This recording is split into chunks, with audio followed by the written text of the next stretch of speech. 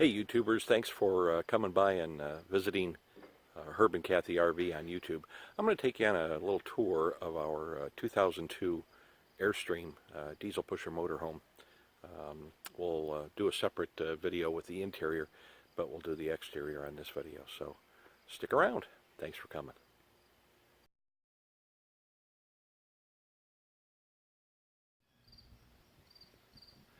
Welcome to Herb and Kathy RV on YouTube. This video is going to be about our 2002 Airstream motorhome. It's a 36 foot. It's called the model number is a 365XC, and it's a 2002 on a Freightliner chassis with a 300 horsepower Caterpillar diesel 6-cylinder engine. So we'll take a tour on the outside, and then we'll do a separate video on the interior of the coach. So come on along.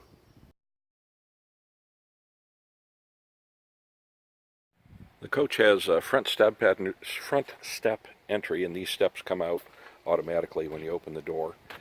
Alcoa aluminum, 22.5-inch wheels, and radial tires.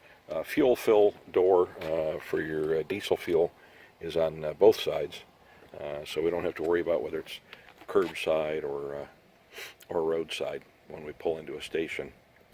This white light on the side is a docking light, and there are 6 of them on the coach, 2 on the back and 2 on each side, so we can, if we're pulling into a campground or something at night, we can turn those on and flood the area with light when we're backing in. Storage compartment here, and it has storage up above. The carpeted area there that you see is the rail that goes from the front of the coach all the way back to the back, front axle to the back axle. That's the frame. But we can store items above that rail and see right through to the other side to the door. Likewise, in this second bay, there's also a rail, but it actually has storage underneath as well. I don't know if you can see that or not. We can store, there's about 10 inches of height underneath the rail, and probably another 12 to 14 inches of height up above the rail. So we have, and that goes all the way through, storage area all the way through. This right here is a connection for television satellite antenna. If we have a remote dish TV, and we can set it outside, PlayStation, set it out, or Playmaker I guess they call it, set it outside and plug it in there, and that goes up to the satellite receiver. All the bays inside have interior lighting, and this particular bay has 110 volts, so I can plug in small appliances or whatever, extension cord, whatever I might need. This is the propane tank down below, and the gray and black water tanks are behind those white panels up above. We ran out of propane shortly after we got here, and I thought I could call a local propane supplier to fill, but they will not come on site to fill, so we just had to go and get a small tank. Bought this little adapter on Amazon, and that allows us to hook up the smaller bottle to the propane. The black hose here on the right actually goes up into the living area, where we have a catalytic heater that we can use when we're boondocking. The catalytic heater doesn't require any electricity, and so instead of using the furnace, the 12-volt / propane furnace, we use that catalytic heater. And then I have the valve here that I can hook that hose up to and run it on up into the living area. There's the other docking light. So these are the 3 back bays in the coach. This is what's referred to curbside. Curbside versus roadside. Curbside is the side that you would, pull up to the curb and get out. Passenger side, I guess you'd say. And but in the motorhome world, they call it curbside. And this one large compartment here is the batteries, which I just got done watering. Got a separate short video on that, but they are 6 lead-acid batteries. So periodically we check them and top them off with deionized water, which is what it's in the gallon container there. The bay next to that is the Trace Engineering converter inverter, and what that does is it takes either shore power, 110 volt shore power, 110 volt AC, and converts it to 12 volt DC and charges the batteries. Or if we're running the generator runs and it will supply 110 volts to this converter, and it sends the 12 volts to the batteries. Likewise, it also acts as an inverter when we're not connected to shore power. By switching a switch inside the coach, we can take the 12 volt DC from the batteries and convert it to 110 volt AC so that we can run our television set, our satellite TV, our cable, or our coffee pot, toaster, whatever. So that's a very important integral portion of the coach and the electrical system in the coach. Over here in the back bay, it's just a storage bay, but I use it for my ham radio equipment.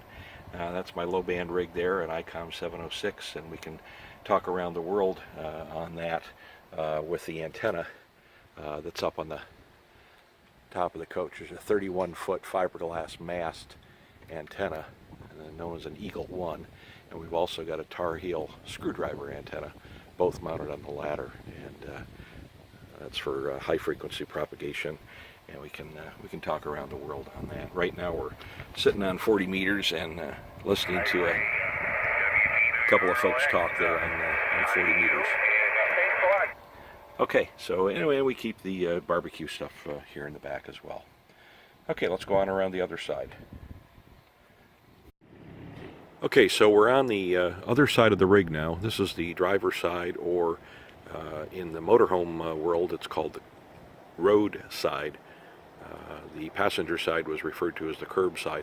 We've got 7 compartments on this side. We have one large slide out, that's the living room couch, and the kitchen is in that slide. That's 13 feet long.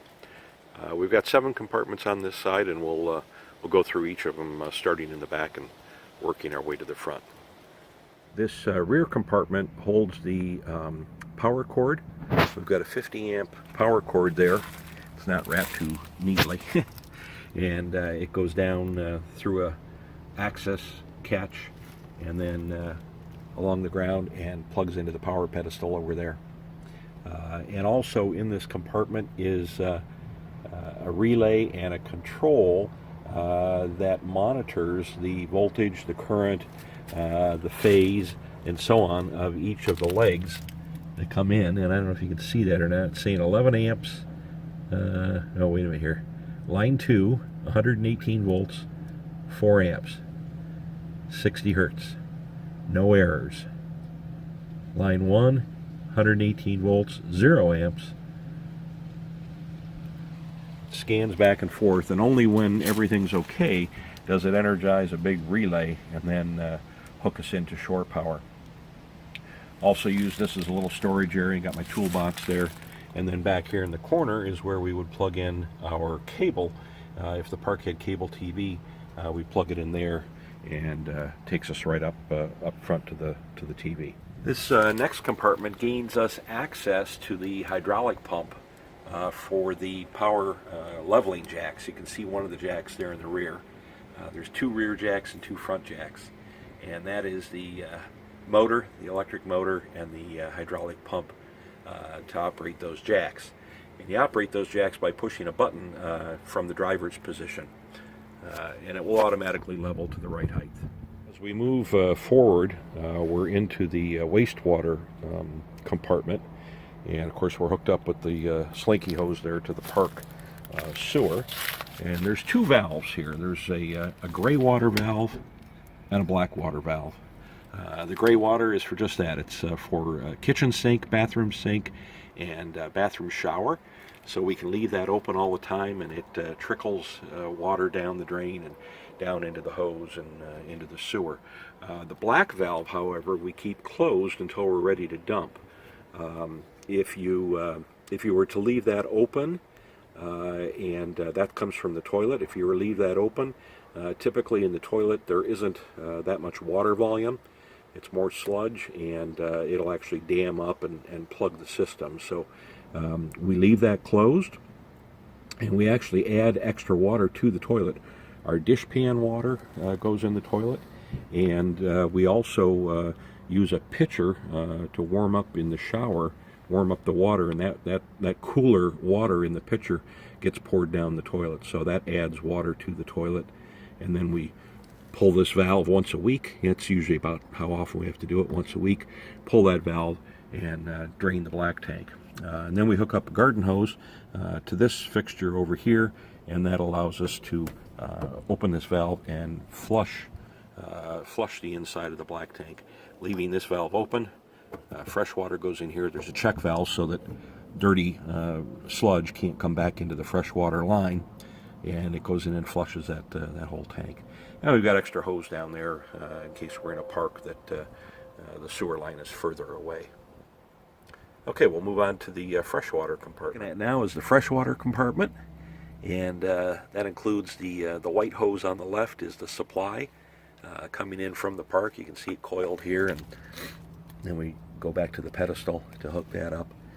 And there's a filter cartridge there, but I don't have a filter element in it at this time. There's also a pump on the floor of that compartment because we have a 70-gallon freshwater tank. If we're not able to hook up to the park, we can use the fresh water in our tank, and that pump is energized as soon as we turn the water valve on. I've got a light bulb hanging here because it got down well below freezing the other night, and that light bulb is on a thermostat, and so it comes on when it gets down close to freezing. There's also a heat vent in this compartment, which is connected open to the waste compartment, because the gray water and black water tanks are up there as well. So there's a heat vent from the furnace. As long as the furnace runs, it's blowing hot air into these compartments, and these compartments are insulated.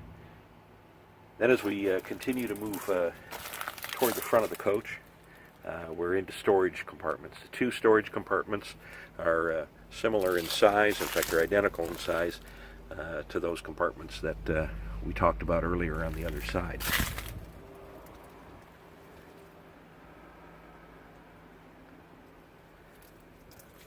This one back here is a pass-through compartment on the top and on the bottom of the rail, and we talked about the rail in the last video.